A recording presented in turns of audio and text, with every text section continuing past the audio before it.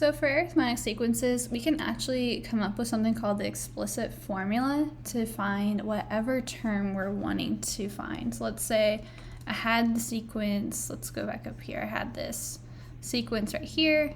I see I have the first 4 terms. Let's say I wanted to find the 112th term.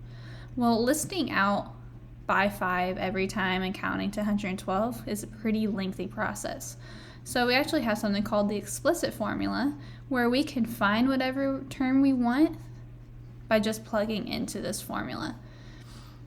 And so all of these different parts mean a certain thing. So first, a subscript n, that stands for the nth term.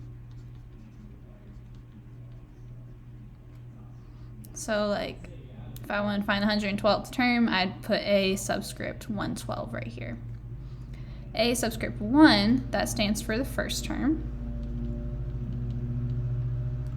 So for instance, coming back up here, A1 for this sequence would be 33 because it's my very first term. And then the n stands for the number of terms. So sticking with 112, if I was wanting to find A112, I would plug in 112 for n because it's the number of terms I'm looking for, or the number term I'm looking for. And then D stands for the common difference. So what you're adding or subtracting each time.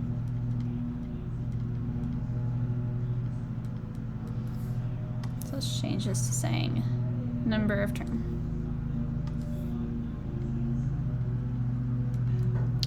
So let's look at some examples where we're going to be using this explicit formula.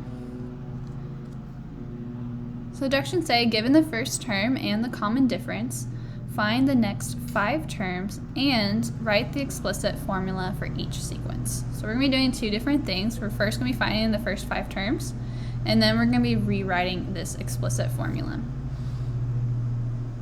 Okay, so I have that A1 is equal to negative 21.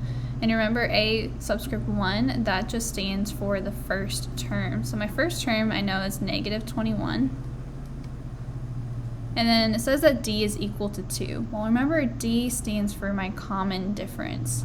And so that means, since it's a positive 2, I am adding 2 each time.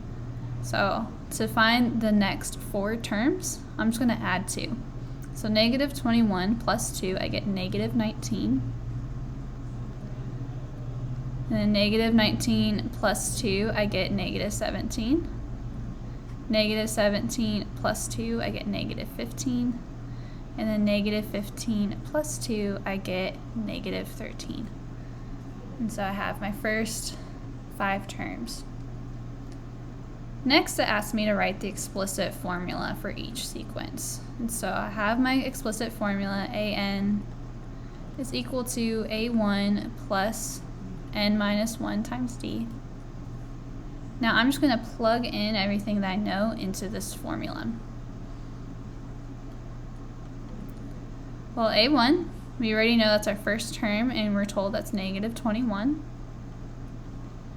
plus n minus 1 times D, which we're told is 2. So this is one way that you can write the explicit formula. You can leave it in this format. However, a lot of times if we're wanting to graph or just do other things, it may be a little bit easier if we go ahead and multiply this out. So I'm going to go ahead and show that. And so to do that, I'm going to distribute this 2 inside. And so I get AN is equal to negative 21 plus 2n minus 2. And then if I simplify that out, I get 2n minus 23. So doing homework or doing the test, you may see the explicit formula in either one of these forms.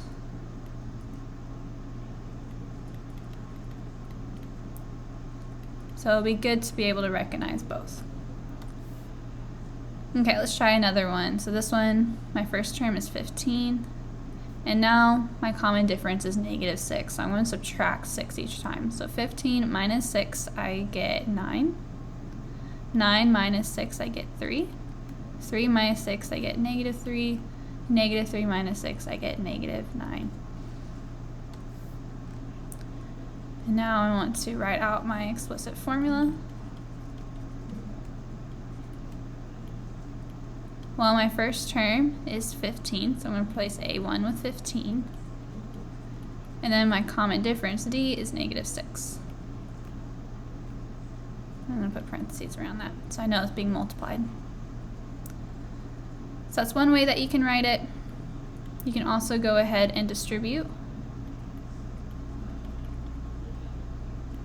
And when you do that, you get -6n plus 21. Okay, go ahead and pause the video. I want you to try doing number 3. So the answer you should have gotten was the sequence, and then you can write your answer in either one of these formats for your explicit formula.